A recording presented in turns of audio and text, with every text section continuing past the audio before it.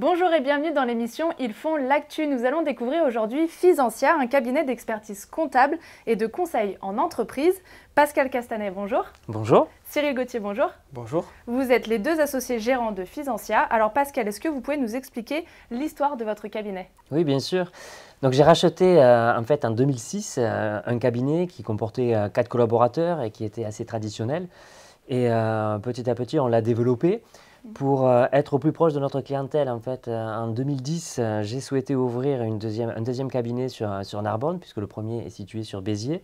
Et comme ça, on pouvait vraiment toucher tous les clients de l'Hérault et de l'Aude. Et à l'heure actuelle, nous sommes 10 collaborateurs. Et en 2021, j'ai la chance d'avoir fait grandir un collaborateur qui a fait l'apprentissage chez nous et qui a été diplômé et avec qui je me suis associé. Je suppose que c'est vous, Cyril? C'est ça, exactement. Est-ce que vous pouvez me dire quelle est la place du digital dans votre quotidien et comment est-ce que vous utilisez les outils digitaux avec vos clients? Alors la place du digital est primordiale dans notre entreprise puisqu'en fait nous sommes dans un processus de numérisation des factures d'achat et de vente depuis 2007, ce qui était assez novateur pour l'époque. Nous avons pour objectif donc de proposer des outils innovants à la fois aux clients mais également aux collaborateurs pour optimiser le travail.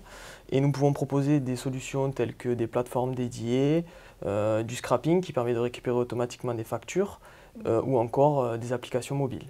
Et nous sommes aussi à l'écoute des logiciels puisqu'ils sont en perpétuelle évolution et pour proposer des solutions adaptées aux différentes évolutions.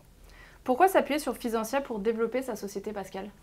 Alors je crois que notre logo l'explique assez clairement puisque c'est une vision d'avance et on a souhaité mettre vraiment une vision d'avance dans tous les outils qu'on peut proposer à nos clients et également dans la stratégie qu'on peut mener. Et on a fait de l'accompagnement 360 degrés de nos clients une priorité, avec la possibilité de faire des missions comme la RSE, l'accompagnement stratégique des chefs d'entreprise, le numérique bien sûr, comme en parlait Cyril, voire la cybersécurité.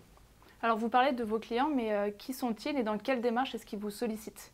Alors nous avons deux types de clientèle. On peut s'adresser aux particuliers, que ce soit à travers sa déclaration d'impôt par exemple, et surtout les professionnels. Aujourd'hui nous avons essentiellement des TPE-PME, pour lesquels on réalise différentes démarches, que ce soit de la création jusqu'à la fermeture de l'entreprise ou la transmission.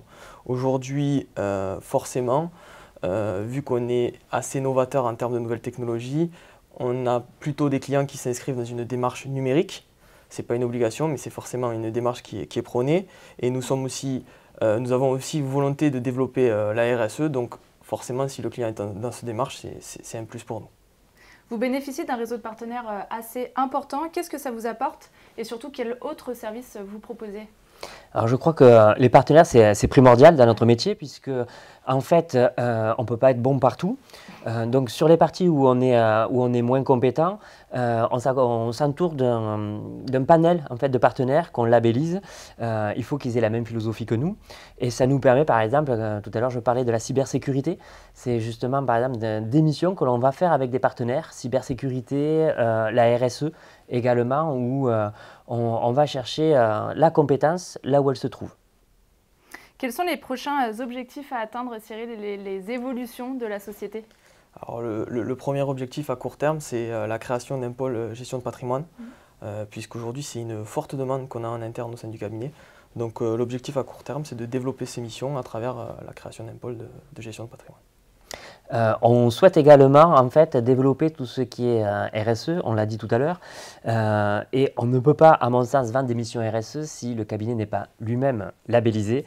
Donc d'ici le 30 juin, on va aller chercher la labellisation AFNOR engagée RSE, ce qui sera sûrement une des premières pour un cabinet d'expertise comptable. Et enfin, le dernier objectif à moyen et long terme, ce serait d'être un des premiers cabinets qui soit dans le métaverse. Puisqu'aujourd'hui c'est quelque chose qui arrive et donc forcément on a une volonté de se positionner dessus. Eh bien merci messieurs. Merci beaucoup. Et merci à vous de nous avoir suivis, on se retrouve très vite avec un nouvel invité.